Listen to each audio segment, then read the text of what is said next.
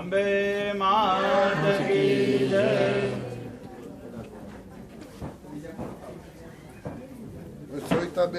સવિતાબેન તમે આગળ આવો.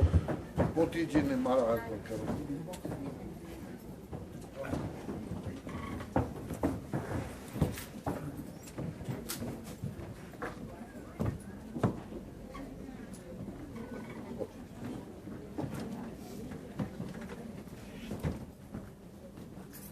નવદુર્ગા માત કી જય. બંટીભાઈ લાલુભાઈને મારા હાથ પર કરો.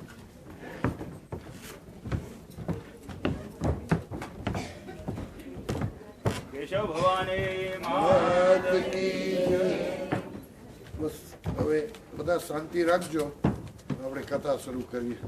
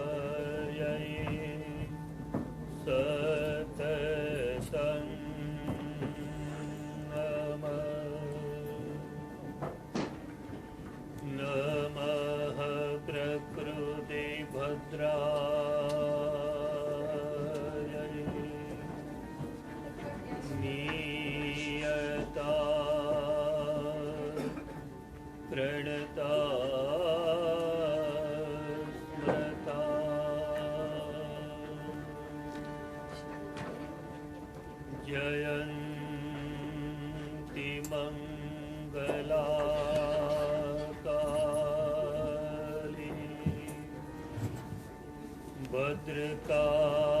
भद्रकाली कपालिनी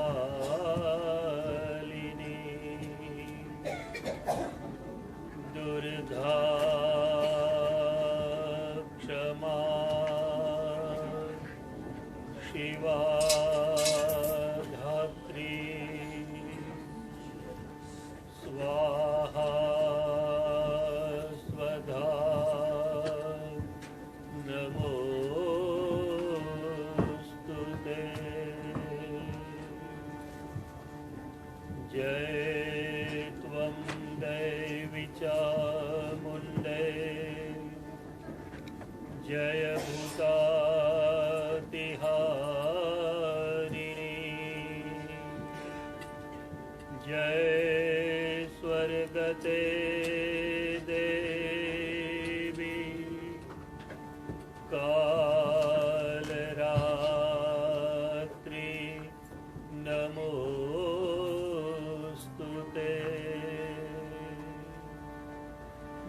जन्म मृत्यु जरा व्याधिनाशिनी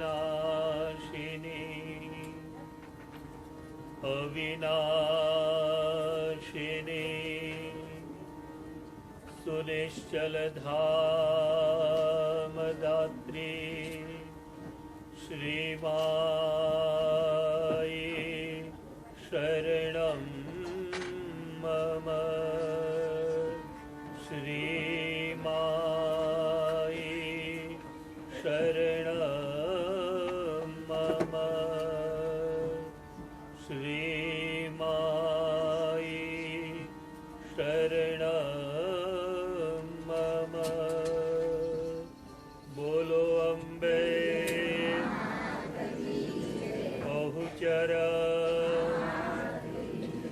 महाकाली केशव भवानी मात सद्गुरु रामचंद्र भगवान की जय कृष्ण कन्हैया लाल भागवत भगवान नमः पार्वती पते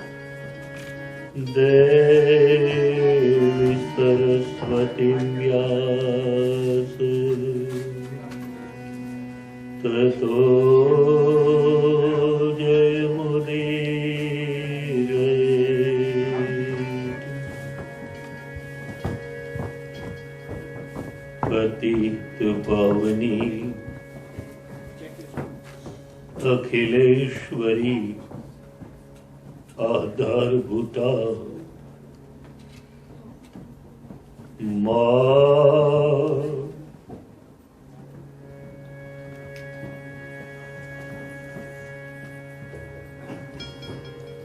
सच्चिदानंद आनंद कंद नारायणी ना चरण शरणमा वंदन सदगुरुदेवना चरणे वंदन संतो भक्तो योगी जति जोगी माता भगवंत મિત્રો આપ સૌના ચરણોમાં વંદના પરા પરમેશ્વરીની પૂર્ણ કૃપા અનુસાર નૈમિષારણ્યમાં ઉપસ્થિત થયેલા સૂત શુકદેવ પરીક્ષિત પુત્ર જન્મે જય 88,000 ઋષિઓને મહર્ષિ બુદ્ધે ભગવાન વેદ વ્યાસ જગદંબાની ભાગવત કથાનું પરમ જ્ઞાન પ્રાપ્ત કરાવે છે. ગઈકાલની સાયં કથા પર્યંત મહાભારતનું યુદ્ધ થયું. 18 યક્ષોની સેના નાશ પામી. ઉત્તરાના ગર્ભમાં ભગવાન કૃષ્ણના બાણથી રક્ષાયેલ પરીક્ષિત રાજા ગાદી પર આવી ધર્મપૂર્વક રાજ્ય જીવનનો પ્રારંભ કર્યો. આ પર્યંતની કથાના પુષ્પો આપ સૌના ચરણ કમલમાં સમર્પિત કર્યા છે.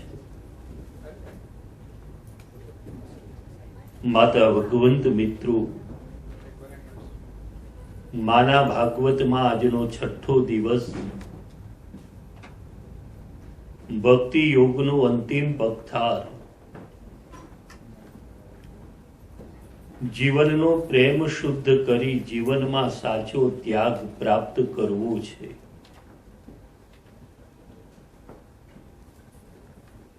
ભક્તિ માર્ગમાં જ્યાં સુધી સાચો ત્યાગ આપણા જીવનમાં આવતો નથી, ત્યાં સુધી અનુભૂતિ આપણે જીવનમાં કરી શકતા નથી.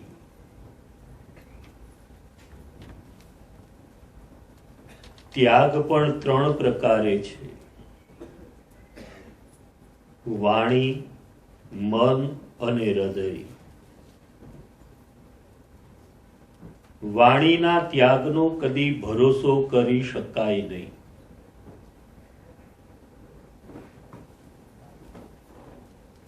સવારે મંદિર જતો હતો, આગળ ચાલતો હતો ને એક ચોરનો દીકરો મારી સાથે થઈ ગયો. અમે જતા હતા, આગળ 4 રસ્તા આવ્યા. 4 રસ્તા ઉપર વચમાં એક 500 રૂપિયાની નોટ પડી હતી.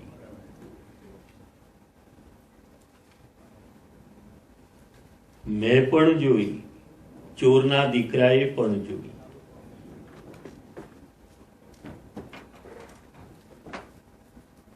ચોરનો દીકરો પેલી 500ની નોટ લેવા નીચે વળ્યો. મેં એને રોકી દીધો કે બેટા, પરાઈ સંપત્તિ છે, પરાયું ધન છે, આપણાથી હાથ અડાડાય નહીં.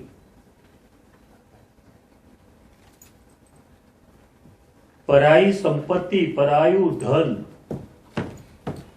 આપણાથી લેવાય નહીં, એ પાપ છે. મેં નોટ લીધી નહીં, ચોરના દીકરાને લેવા ન દીધી. અમે બંને આગળ જઈ રહ્યા છીએ. બીજા 4 રસ્તા આવ્યા.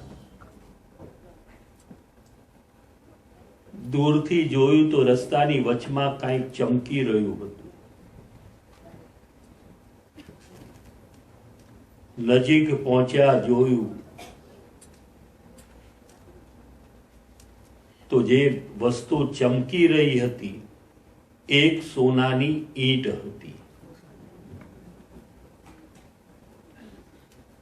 સોનાની ઈંટ હતી.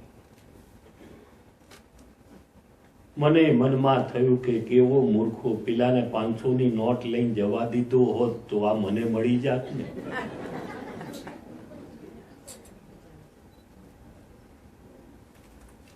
પહોંચ્યા ત્યાં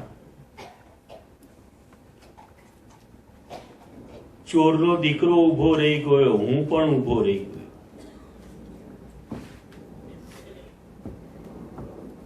ચોરનો દીકરો મારી સામે જુએ છે, કારણ કે 5-10 મિનિટ પહેલા જ કીધું હતું ને, પરાઈ સંપત્તિ, પરાયું ધન લેવાય નહીં. પણ પેલી તો 500ની નોટ હતી. આ સોનાની ઈંટ હતી. ચોરના દીકરાએ મારી સામું જોયું એટલે મેં કીધું કે બેટા લઈ લે, બેટા લઈ લે આ સોનાની ઈંટ. ચોરનો દીકરો મને કહેવા લાગ્યો, પરાઈ સંપત્તિ, પરાયું ધન હાથ લગાવાય નહીં.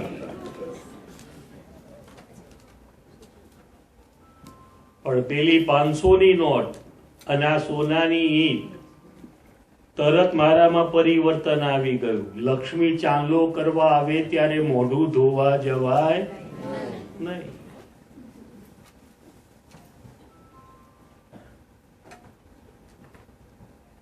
મારો જ ઉપદેશ મને કરે છે.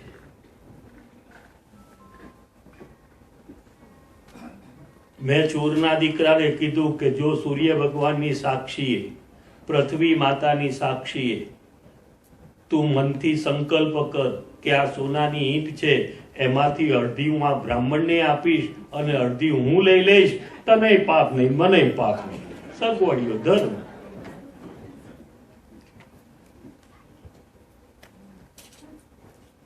ઈંટ લીધી, ગયા બજારમાં, સોની પાસે ગયા, કીધું ભાઈ આના બે એક સરખા ટુકડા કરો. છીણી મૂકી, હથોડી મારી, ફટકા થયા, બે ટુકડા થયા. પેલા સોનીએ હાથમાં લીધા ને રસ્તા પર ઘા કર્યા. મેં રાડ પાડી, મહાજન શું કરો છો?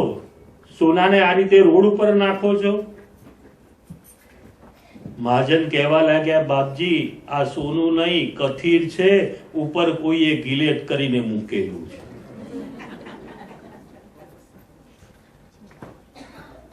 ચોરનો દીકરો ચાલ્યો ગયો. મને મનમાં દુઃખ થયું કે એક ચોરના દીકરા પાસે હું કેવો જુઠ્ઠો પડ્યો. જો આ વાણીનો ત્યાગ, એનો ભરોસો ના થાય.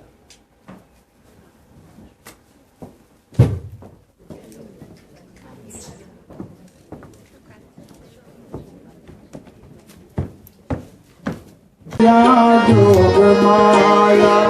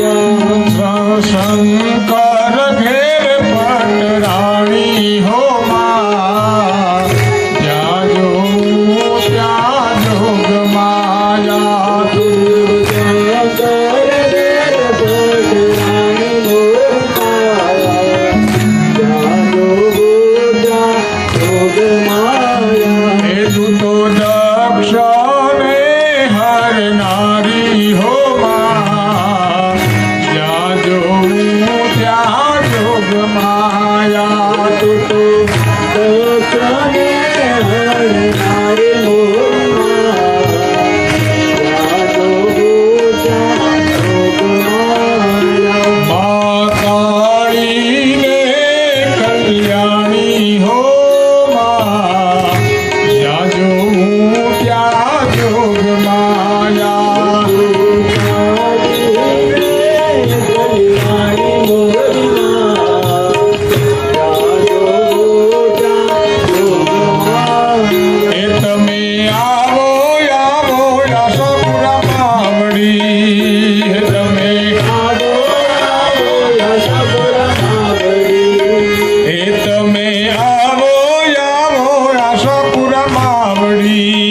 હે તમે આવો આવો યશોપુરા માવડી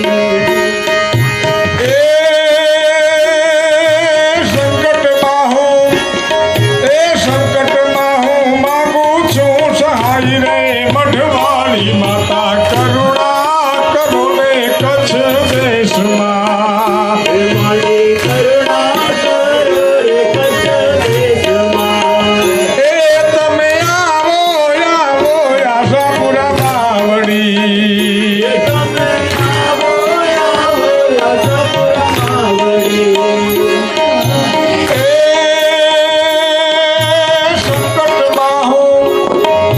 સંકટમાં હું માંગુ છું સહાય રે મઢવાળી માતા કરુણા કરો ને કચ્છ દેશમાં એવા કરુણા કરો ને કચ્છ દેશમાં આજ શક્તિઓને માત કી જય.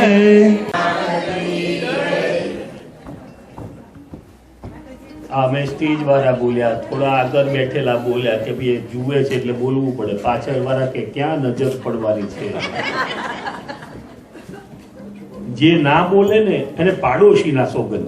અહીં બેઠા છે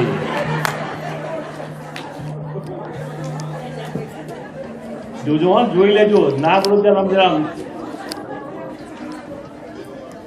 બોલ શ્રી અંબે. તો જુઓ, જીવનની અંદર આ વાણીના ત્યાગનો કોઈ ભરોસો નહીં. તો મનનો ત્યાગ, મનના ત્યાગનો પણ જાજો ભરોસો ન થાય. આપણે નથી કહેતા કે મેં મીઠાઈ છોડી દીધી, ચા પીવાની છોડી દીધી, સોપારી નથી ખાતો, પાન નથી ખાતો, મીઠાઈ નથી ખાતો. કઈ પણ હોય એટલે આપણે કે ના હો, મેં મીઠાઈની બાધા લીધી છે, હું મીઠાઈ નથી ખાતો, હું મીઠાઈ નથી ખાતો. મીઠાઈ ખાતો નથી, પણ જો મીઠાઈ તારા મનમાં બેઠેલી છે.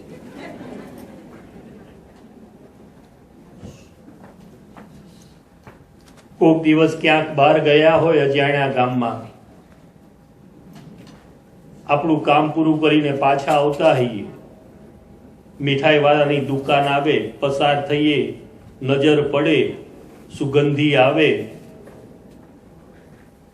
જોઈએ એટલે મનમાં તો એમ થાય કે મેં તો મીઠાઈ છોડી દીધી છે.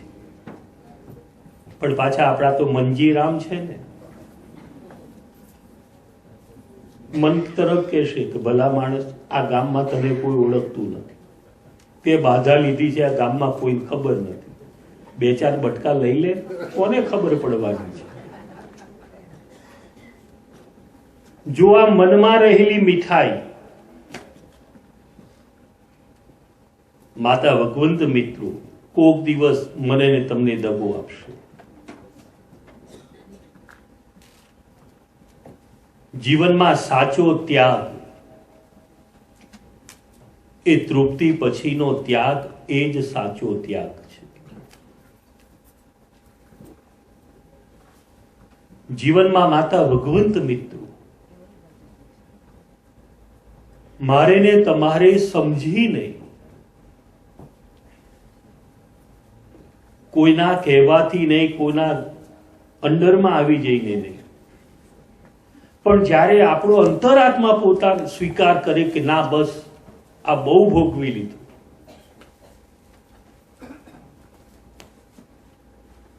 આનો ત્યાગ કરવો છે.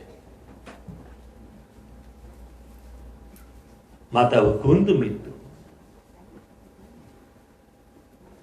સમજી વિચારીને ત્યાગ કરો. તૃપ્તિ પછીનો ત્યાગ એ જ સાચો ત્યાગ છે. અને આવો ત્યાગ જ્યારે જીવનમાં આવે, કારણ ભક્તિ માર્ગની અંદર માં પરમાત્માને જ્યારે આપણે પ્રેમ કરતા હોઈએ, એના માટે આપણને લાગણી છે, શ્રદ્ધા છે, વિશ્વાસ છે. આપણીને માં વચ્ચે, આપણીને પરમાત્મા વચ્ચે અંતર ઘણું ઓછું થઈ ગયું છે.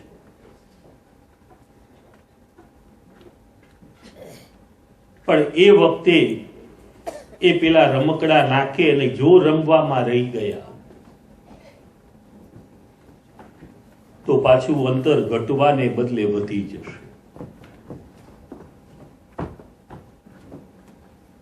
એટલે જીવનમાં ત્યાગ કરો, સમજી વિચારીને સાચા હૃદયથી કરો તો જ એ સાચો ત્યાગ. પરીક્ષિત રાજા ધર્મપૂર્વકના રાજ્ય જીવનમાં રાજ્ય કરી રહ્યા છે. આ પરીક્ષિત રાજા એક દિવસ ધર્મપૂર્વકના રાજ્ય જીવનમાંથી ચલિત થઈ શિકાર કરવા, મૃગનો શિકાર કરવા વનમાં ગયા.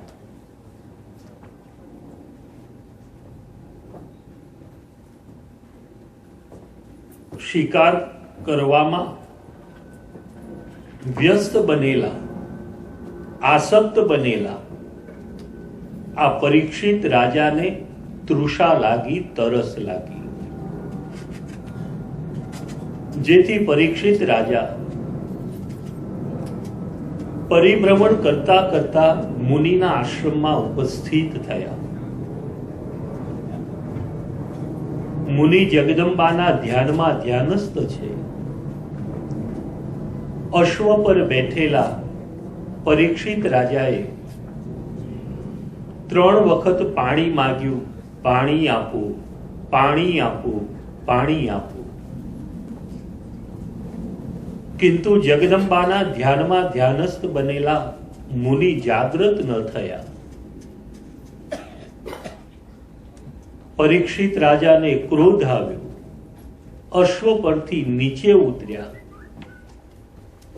દૈવ યોગે ત્યાં એક મરેલો સર્પ પડ્યો હતો. બાણથી ઉપાડી પરીક્ષિત રાજાએ એ મરેલો સર્પ મુનિના કંઠમાં પહેરાવી દીધો. પરીક્ષિત રાજા ગતિમાન થયા. ભગવાન ઇન્દ્ર બ્રાહ્મણ બાળકનું રૂપ ધારણ કરી ગંગા કિનારે ઉપસ્થિત થયા. જ્યાં અન્ય મુનિના બાળકો આનંદ કરી રહ્યા હતા,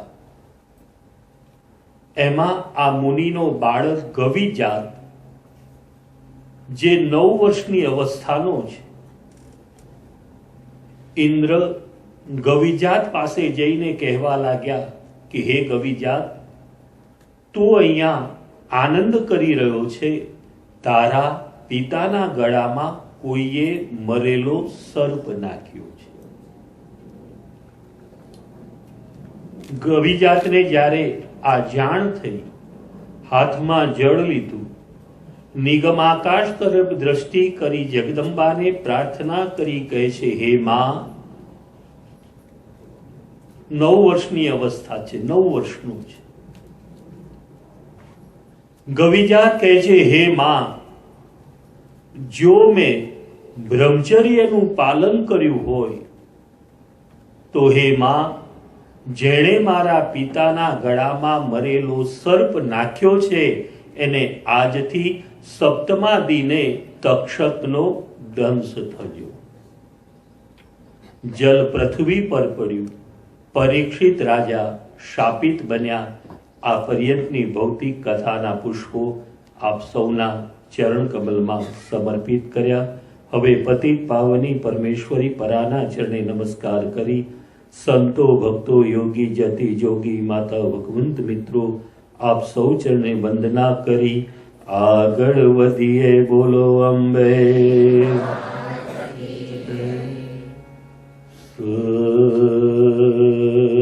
સગુણમ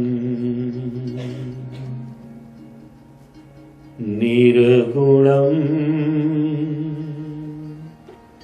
બ્રહ્મત્વમેવ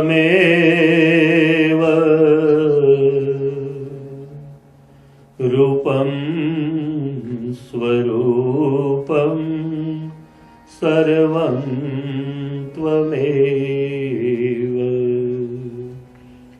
વિશાલમ વિજ્ઞાનમ ज्ञानं त्वमेव मोक्षस्य मूलं सर्वं त्वमेव एकं नित्यं सत्यं त्वमेव धर्मस्य मूलं वेद त्वमेव जगत त्वमेव जगदम्बा त्वमेव द्रष्टा त्वमेव दृश्यं त्वमेव त्वमेव शब्द स्वरूपं त्वमेव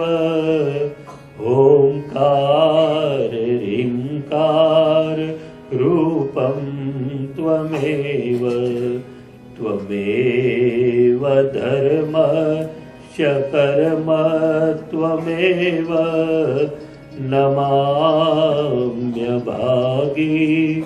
शिरसा त्वमेव।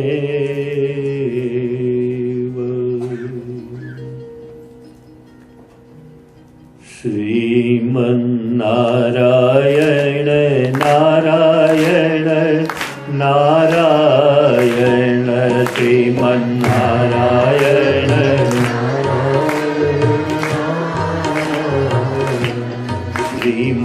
श्रीमन्नारायण नारायण नारायण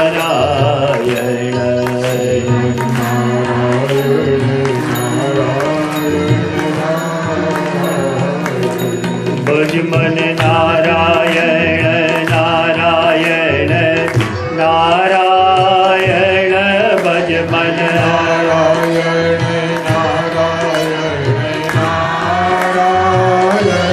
भज मन नारायण नारायण नारायण भज मन जरा प्रेमથી તાલી પાડીને ઓ બદરી નારાયણ નારાયણ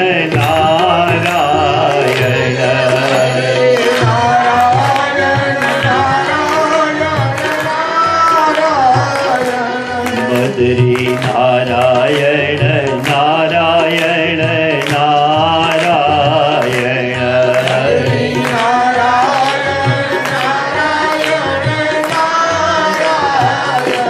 લક્ષ્મી નારાયણ નારાયણ નારાયણ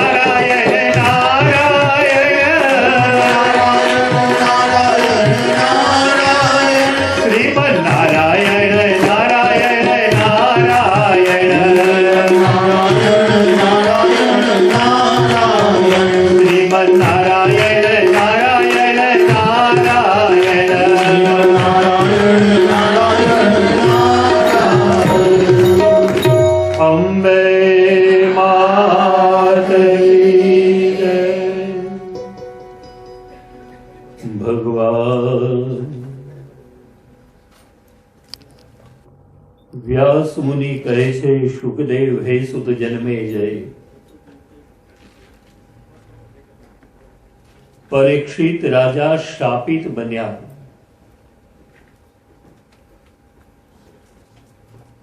સાત માળની હવેલી છે. એ સાતમા માળે પરીક્ષિત રાજા બિરાજમાન થયા. ઢંઢેરો પીટાવ્યો કે જે મને તક્ષકના દંશમાંથી મુક્તિ પ્રાપ્ત કરાવશે એને માન, સન્માન, સંપત્તિ, સત્તા, સુખ, વૈભવની પ્રાપ્તિ થશે.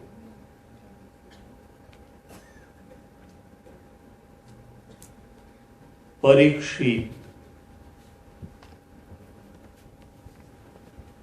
રતિ, ભોગ અને વિલાસથી રતિ, ભોગ અને વિલાસથી પર ગયેલો પરિપક્વ પ્રેમ, એનું નામ જ પરીક્ષિત.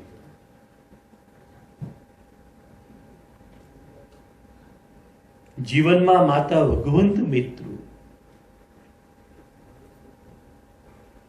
માતા બનીને, પિતા બનીને, પુત્ર બનીને, મિત્ર બનીને, સખા બનીને, દીકરો બનીને, દીકરી બનીને પરિવારને પ્રેમ કરો.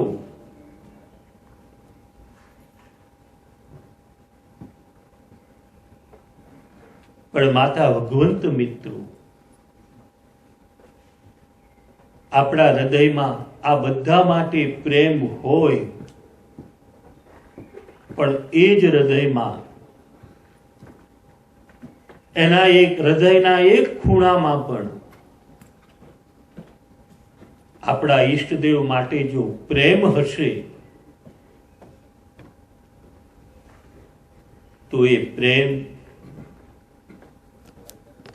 જીવનની અંદર આંખ મીચાય એ પહેલા એની અનુભૂતિ આપણને કરાવશે.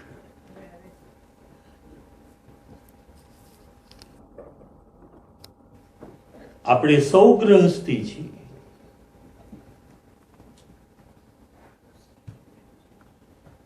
ત્યાગ કેવલ સાધુ કે સંન્યાસીમાં જ નથી.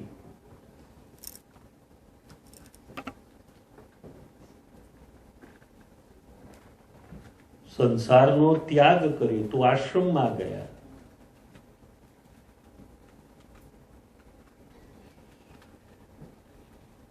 ઘર છોડ્યું, આશ્રમ બનાવ્યો. જીવનમાં માતા ભગવંત મિત્રો સાચો ત્યાગ કયો છે?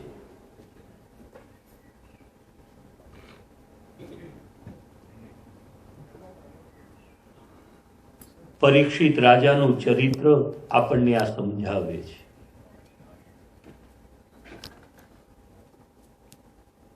શ્રીમદ ભાગવતમાં પણ પરીક્ષિત ચરિત્ર છે, માના ભાગવતમાં પણ પરીક્ષિત ચરિત્ર છે.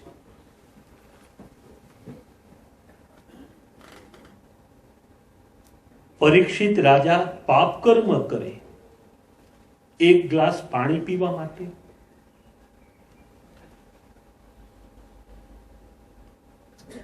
મરેલો સર્પ મુનિના કંઠમાં પહેરાવી દીધો. એનાથી મુનિને કોઈ ઈજા થઈ નથી, એમનું મૃત્યુ થયું નથી. છતાં પણ ગવિજાત કહે કે મારા પિતાના ગળામાં જેણે મરેલો સર્પ નાખ્યો છે એને આજથી સપ્તમા દિને તક્ષકનો દંશ થયો.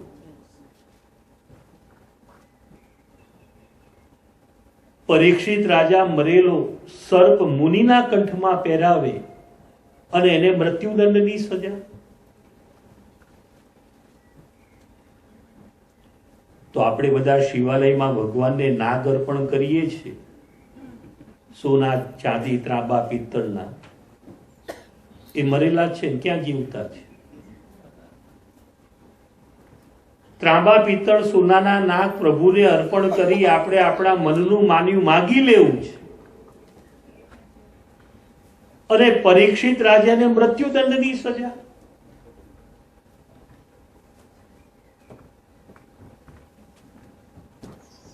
પેલો શ્રાવણ માસ આવે ત્યારે પેલી નાગ પાંચમના દિવસે દેશમાં તો હજુ પેલી નાગની પૂજા કરે ઘરમાં, ભીત ઉપર પેલા કોલસાથી નાગ ચિતરે અને ઘરની માતાઓ એનું પૂજન કરે. પેલી કુલેર ને કાકડી ને બધું ત્યાં પ્રસાદ ધરાવે. પછી માતાઓ પોતાના નાના બાળકોને બોલાવે કે બેટા અહીંયા આવો, કેમ પગે લાગો.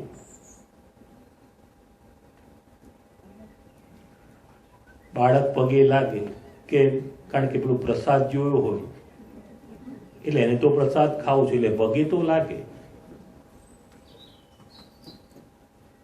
પણ પેલા સાપોલિયા દોરેલા હોય અને નાગ સમજીને પૂજા કરી હોય એટલે બાળક સહજ ભાવે પૂછે કે મમ્મી આ શું બનાવ્યું છે, આ શેનું ચિત્ર છે? એટલે માતાઓ તમે કહો છો ને એ વખતે કે બેટા આ નાગ દેવતા છે, આ નાગ મામા છે, પગે લાગો. બાળક પ્રસાદ ખાવા માટે થઈને પગે લાગે. પણ માતાઓ 1 મિનિટ પહેલા તમે કીધું હતું કે આ નાગ મામા છે, પગે લાગ. અને નાગ દેવતા પ્રસન્ન થાય અને થાય કે ના ના ચાલો મારી બહેને આજે મારી પૂજા કરી છે, હું ભીતમાંથી પ્રગટ થઉં અને ચિત્રેલો નાગ આમ હાચો ફેણ મારીને બહાર આવે, તમે ઉભા રહો ખરા. ના ના ઉભા રહેવું છું, તમારા તો ભાઈ છે. હમણાં છોકરાને કીધું હતું બેટા નાગ મામા છે, પગે લાગો. તો તમારા ભાઈ મળવાયા છે તો વાત તો કરો એની જોડે, ત્યાં તો દોટ મૂકો છો. ભીતે ચિત્રેલા નાગની પૂજા કરી શકાય છે. સોના ચાંદી ત્રાંબા પિત્તળના નાગ ભોલે બાબાને અર્પણ કરી અને મનનું માગ્યું માગી લેવું છે. અને પરીક્ષિત રાજા એક મરેલો સર્પ નાખે, મુનિનું મૃત્યુ થયું નથી, એને કોઈ ઈજા થઈ નથી અને એને મૃત્યુદંડની સજા.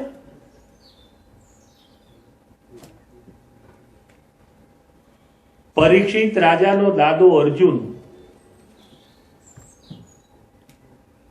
પૃથ્વીમાં બાણ મારે અને પાતાલ ગંગા પ્રગટ કરે, એનો આ વંશજ એક ગ્લાસ માટે આવું પાપ કર્મ કરે.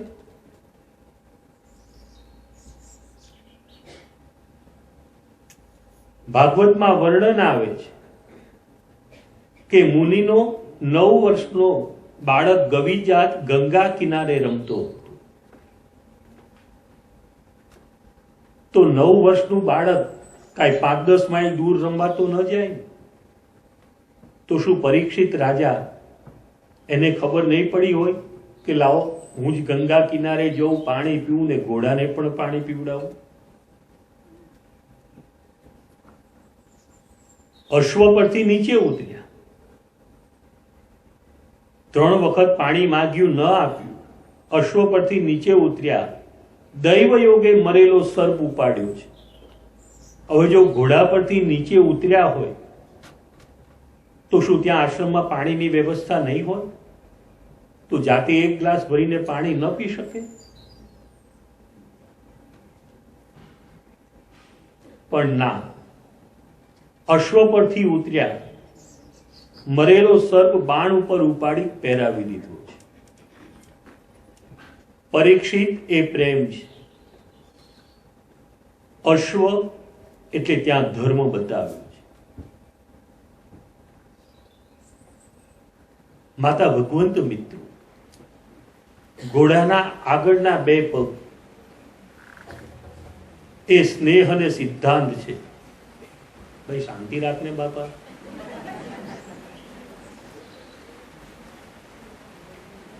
આગળના બે પગ એ સ્નેહ અને સિદ્ધાંત છે, પાછળના બે પગ એ ત્યાગ અને વૈરાગ્ય છે. શિવાલયમાં આપી પેલા નંદીના દર્શન કર્યા હશે. નંદીના બે પગ પોતાની તરફ અંદરની સાઈડ વાળ્યા છે અને પાછળના બે પગ એ પ્રભુ તરફ છે. માતા ભગવંત મિત્રો,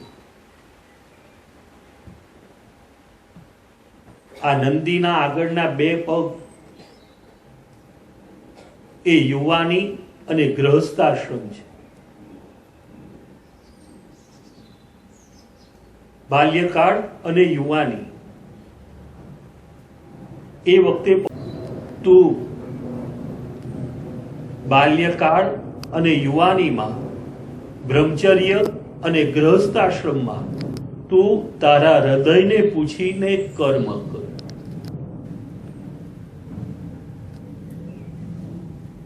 અને પાછળના બે પગ ઈશ્વર તરફ, પ્રૌઢાને વૃદ્ધાવસ્થામાં ઈશ્વરે પોતાનું મન પરમાત્મા તરફ ગતિ કરવાની છે. આ નંદી આપણને સમજાવે છે. ત્યાગ અને વૈરાગ એ પાછળના બે પગ છે. સ્નેહ અને સિદ્ધાંત, જે ધર્મમાં પ્રેમ નથી, જે ધર્મમાં સિદ્ધાંત નથી, એ ધર્મ, એ પ્રેમ મને કે તમને તારી ન શકે, ડૂબાડી દે. પાછળના બે પગ એ ત્યાગ અને વૈરાગ્ય છે. અવસ્થાએ મારે ને તમારે સમજી લેવાનું છે કે હવે સંસારમાંથી મુક્ત થવાનો સમય છે. સંસારમાં મન રાખવાને બદલે માના પરમાત્માના ઈષ્ટદેવના ચરણ કમલમાં આપણા મનને સ્થિર કરવાનો પ્રયત્ન કરીએ.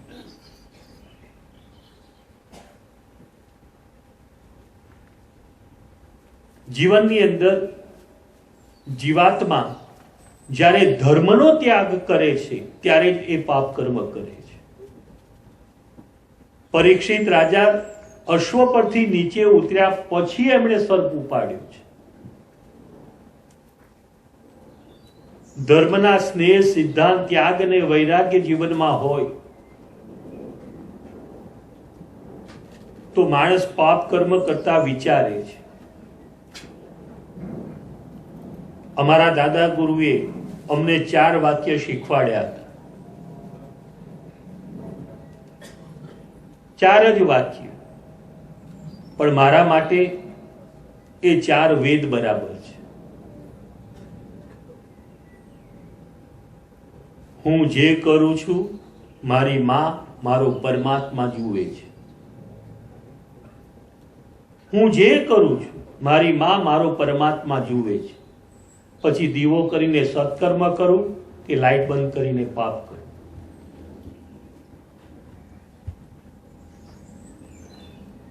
હું જે કંઈ કરું છું મારી માં મારો પરમાત્મા જુએ છે. હું જે કાંઈ બોલું છું, હું જે કાંઈ બોલું છું મારી માં મારો પરમાત્મા સાંભળે છે. પછી સ્તુતિ કરું, કોઈની ટીકા કરું, નિંદા કરું, અપશબ્દ બોલું, મારી માં મારો પરમાત્મા સાંભળે છે. તમે માને ન ભૂલશો, માં તમને નહીં ભૂલે. આ 4 જ વાક્ય એમણે અમને આપ્યા હતા. મારા માટે 4 વેદ છે, જીવનમાં ઉતાર્યા છે. હું જે કરું છું મારી માં જુએ છે.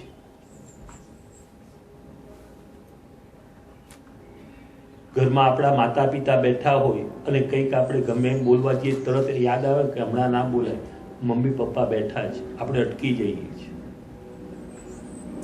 કે તો કે જો હું ગમે એમ બોલીશ તો મમ્મીને નહીં ગમે, પપ્પાને નહીં ગમે.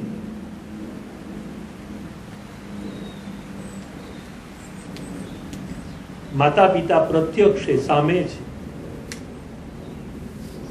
આપણી માં, આપણો પરમાત્મા, આપણો ઈશ્વર ઘટઘટ વ્યાપેલું છે.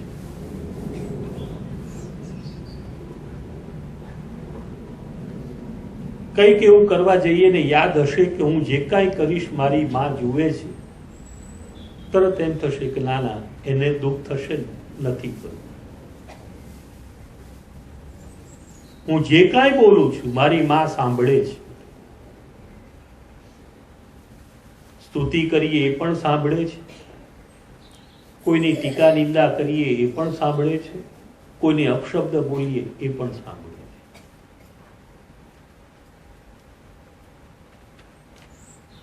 આપણા જીવનમાં એ ઉતરી ગયું હશે, આપણને યાદ હશે. કોઈને કંઈક કટુ વચન કહેવા જતા હશું, યાદ આવી જશે એટલે આપણે અટકી જઈશું કે ના ભાઈ. કારણ માતા ભગવંત મિત્રો આપણા શાસ્ત્રોમાં પ્રમાણિત કરેલું છે કે તમે કોઈનું અપમાન કર્યું હશે તો તમારું અપમાન થવાનું છે, એ નિર્વિવાદ સત્ય છે.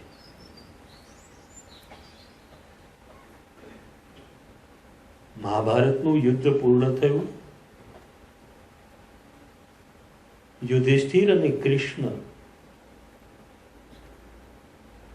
ધૃતરાષ્ટ્ર પાસે ગયા.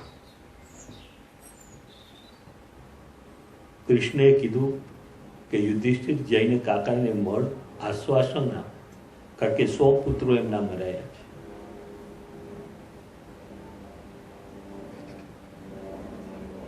પ્રભુ તમે મારી સાથે ચાલો. ગયા, દુઃખ વ્યક્ત કર્યું, જે કાંઈ કહેવાનું એ કીધું, ક્ષમા માંગી. પણ ધૃતરાષ્ટ્ર ત્યાં કૃષ્ણને પૂછે છે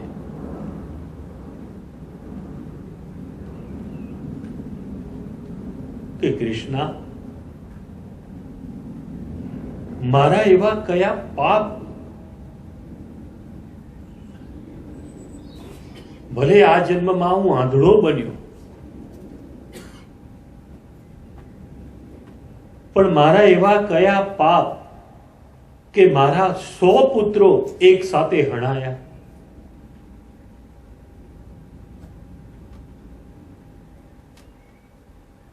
કયા મારા એવા પાપ?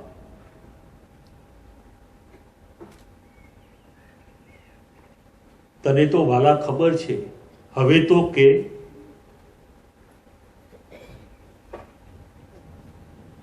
ત્યારે પ્રભુ કૃષ્ણ કહે છે,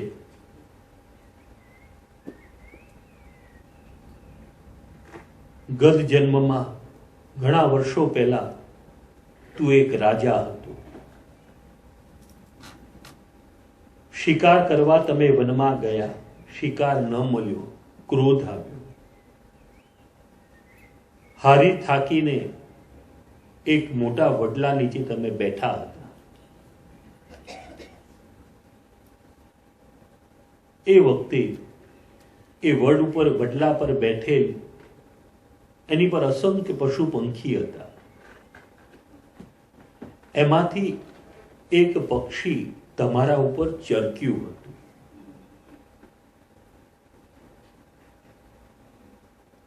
આ તમારા પર પક્ષી ચરક્યું, જેના કારણે તમને ક્રોધ આવ્યો, અને ક્રોધના આવેશમાં તમે એ વડલાને પણ આગ લગાવી દીધી ને જંગલને પણ આગ લગાવી દીધી.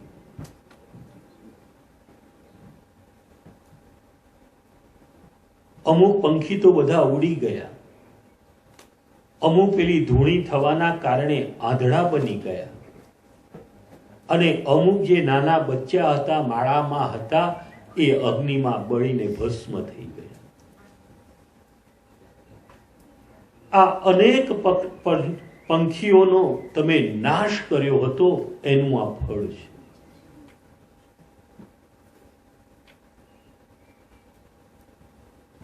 પણ પ્રભુ, ચાલો મેં એને, મારાથી એ ભૂલ થઈ ગઈ, આગ લગાવી દીધી, મૃત્યુ પામ્યા હશે, પણ આ જ જન્મમાં મારે આ દુઃખ કેમ ભોગવવું પડે? ત્યારે સ્વયં પ્રભુ કૃષ્ણ કહે છે કે જ્યાં સુધી તમારા એ પાપોનું સંચય થયું હોય, એ પાપો પૂર્ણ ન થાય ત્યાં સુધી એનો હિસાબ ઉપરવાળો ચોખ્ખો કરતો નથી. માતા ભગવંત મિત એટલા માટે આ દાદા ગુરુના એક શબ્દ કે હું જે કરું છું એ મારી માં, મારો પ્રભુ જુએ છે. હે માં, આ પહેલા ખબર નહીં કેટલાય પાપ કર્મ થઈ ગયા છે, અમે જાણતા નથી.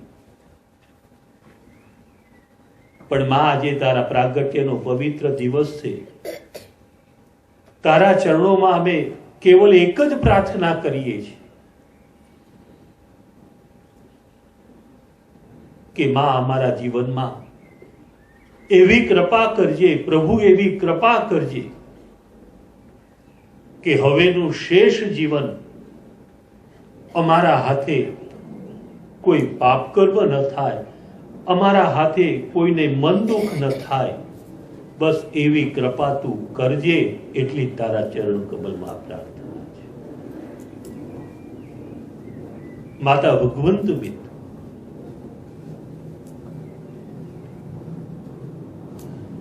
તમે માને ન ભૂલશો, માં તમને નહીં ભૂલે.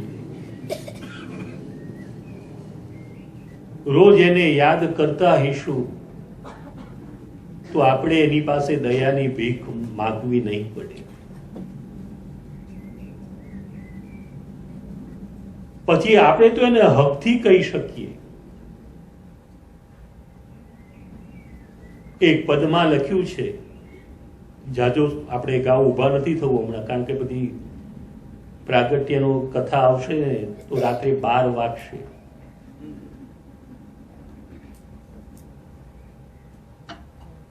બહુ બિચારી ઘેર આનંદ કરે છે, કરવા દો, શું કામ વચમાં પડવું આપણે? અહીં આપણે શું ખોટું છે? અને સાચે સાચું કહું, જેટલો સમય આપણે અહીંયા માં પરમાત્મા પાસે વિતાવી દઈએ ને, એ જ જીવનની સાચી મૂડી છે. બાકી તો હૈયા હોરી તો જિંદગીમાં હડકતી જ રહેવાની છે ને. જેટલો સમય અહીં રહ્યા માં પાસે, પ્રભુ પાસે, એ જ આપણો સાચો સમય છે.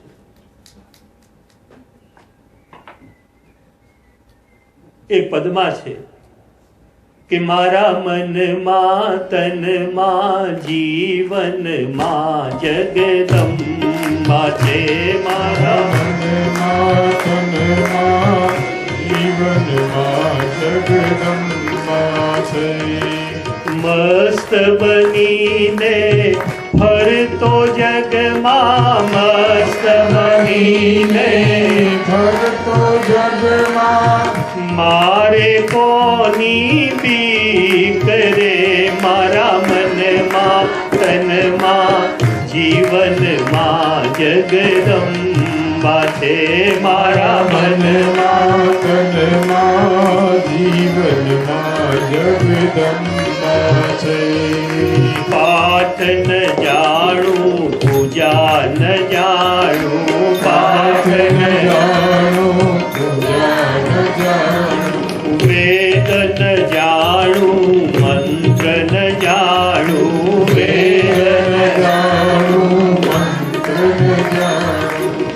મામા કરે તો ફરતો જગમાં, મામા કરે તો ફરતો જગમાં, મામા કરે તો ફરતો જગમાં, કરે તો ફરતો જગમાં. માથે માળીનો હાથ છે. મારા મનમાં, તનમાં, જીવનમાં જગદંબા છે. ઓ મારા મનમાં, તનમાં, જીવનમાં જગદંબા છે. બસ એ મનમાં જો આ 4 વાક્ય બેસી ગયા પછી દુનિયાની હાડાબારી જ નહીં. કારણ કે કંઈ પણ ખોટું કરવા જઈશું યાદ હશે એટલે તરત આપણે ત્યાં અટકી જઈશું.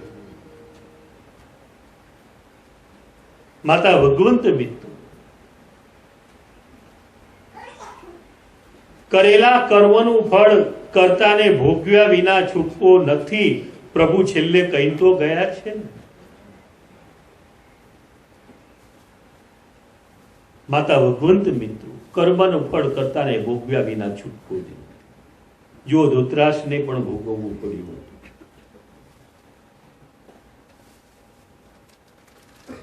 માતા ભગવંત મિત્ર,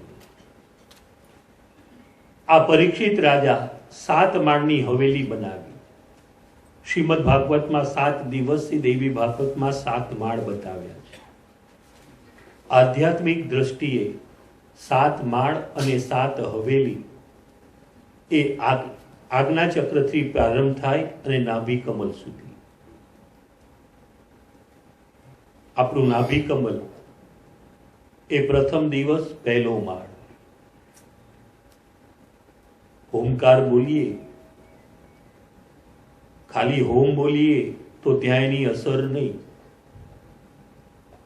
પણ હોમકાર નાભી કમલથી જ્યારે બોલાય ત્યારે જો છેક ડૂંટી ઉપર એની તમને ઇફેક્ટ થાય.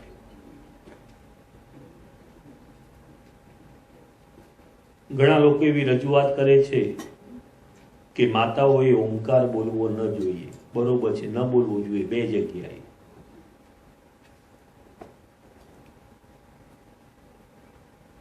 બે સમય વખતે માતાઓએ ઓમકાર બોલવો જોઈએ નહીં, પણ બોલે તો કઈ પાપ નથી લાગતું, અકલ્યાણ નથી થતું.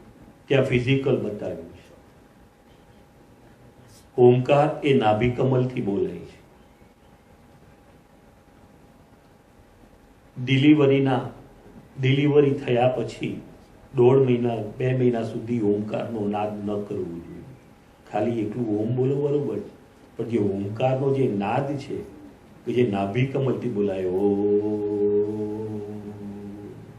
એ ત્યાં અસર કરે. અને બીજું, મેન્સિસ પીરિયડમાં એ 5 દિવસ બોલવું ન જોઈએ. બોલાય તો કંઈ પાપ નથી લાગતું, પણ ત્યાં સાયન્ટિફિક રીઝન છે કે ઓમકારનો નાદ નાભી કમલથી થાય. આ સમયમાં તમારા શરીરના અમુક અવયવો શિથિલ થઈ ગયા હોય, એને નુકસાન ન થાય એટલા માટે એ સમયે ઓમકાર નહીં બોલવા.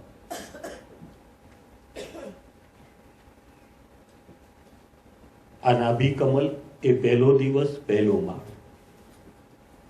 આ આજ્ઞા ચક્ર એ 7મો માળ 7મો દિવસ છે.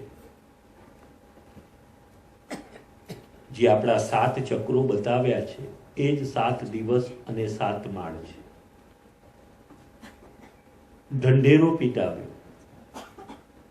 કશ્યપ નામક બ્રાહ્મણ જે મનસા દેવીનો ઉપાસક છે. મનસા દેવી એ સર્પોની જનની છે, માતા છે. એની પાસે મંત્ર સિદ્ધિ છે.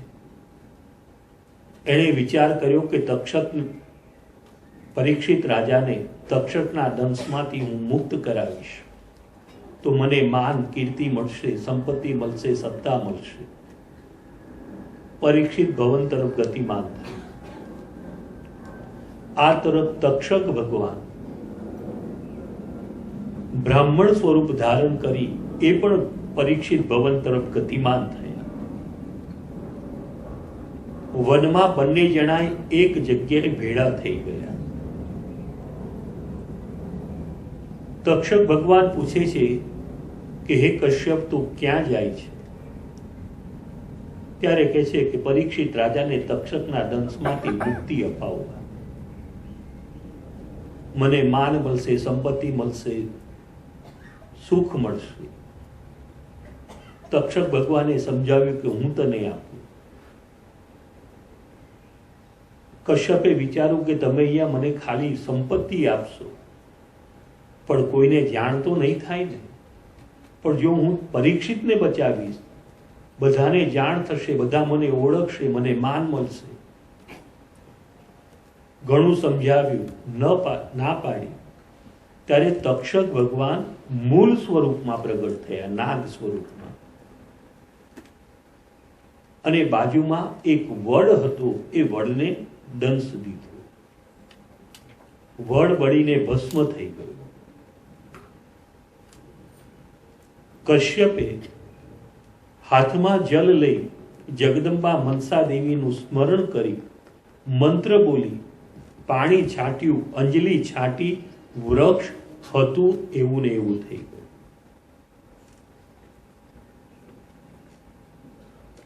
પણ માતા ભગવંત મિત્રો, તક્ષક ભગવાને ત્યાં વડને દંશ દીધો છે.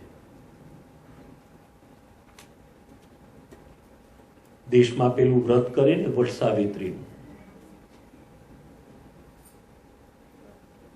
કોઈ 3 દિવસ કરે, કોઈ 5 દિવસ, કોઈ 1 દિવસ કરે. પછી વડને પેલા સૂતરના તાંતણાથી પ્રદક્ષિણા લઈને કરે. તો વડની જ પૂજા કેમ? ઘરમાં વડ થયો હોય તો આપણે કઢાવી નાખીએ.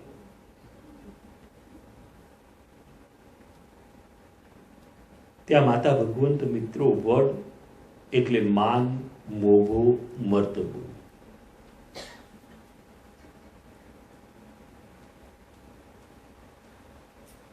માન, મોભો ને મર્તબો. માની પરમાત્માની ભક્તિ કરવા જાઓ, સત્સંગમાં જાઓ, ત્યારે માન, મોભો ને મર્તબો પેલા બૂટ દરવાજે કાઢીએ એમ કાઢીને આવવાના.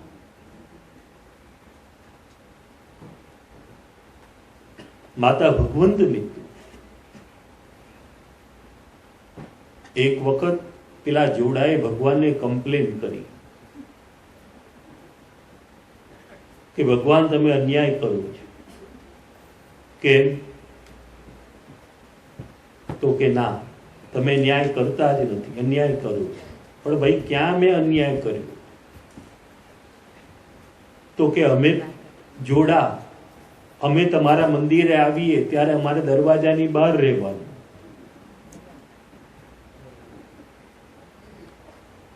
અને અમારા ચામડામાંથી, અમારા ચામડા જેવું પેલું નગારું એ છે તમારા પાસે મંદિરમાં. તો આવો ભેદ કેમ?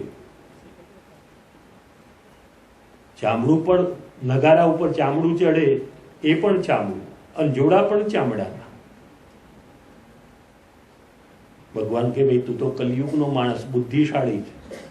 તારી વાત સાચી, પણ નગારું મારી પાસે કેમ ને તું બહાર કેમ?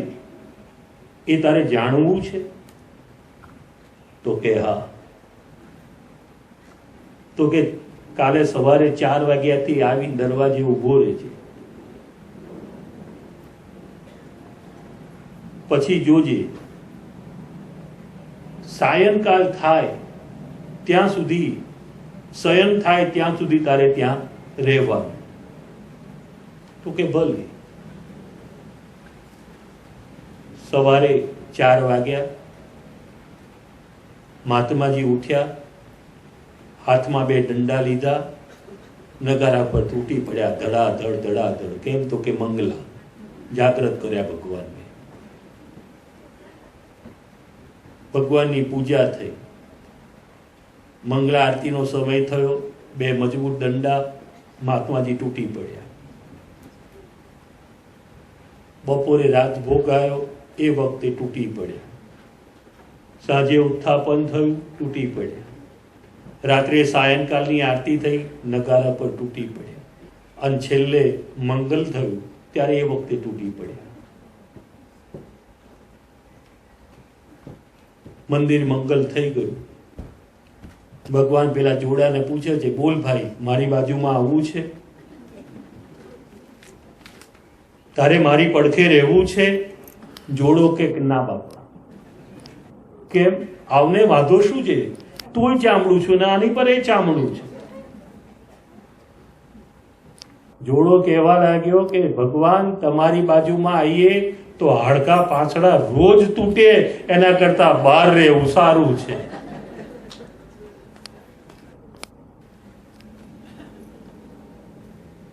ભક્તિના માર્ગમાં મા પરમાત્મા પાસે જશો એટલે આવા દાંડિયા ખાવા પડશે.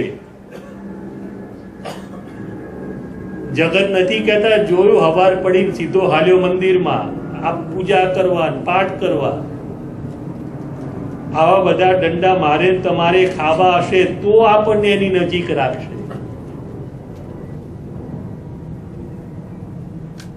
એટલે જ માને અત્યારે કહી દેવું છે, સુબેઠી માં પગ ઉપર પગ ચઢાવી, બોલતી નથી ચાલતી નથી કેમ રિસાડી, મારી માત દયા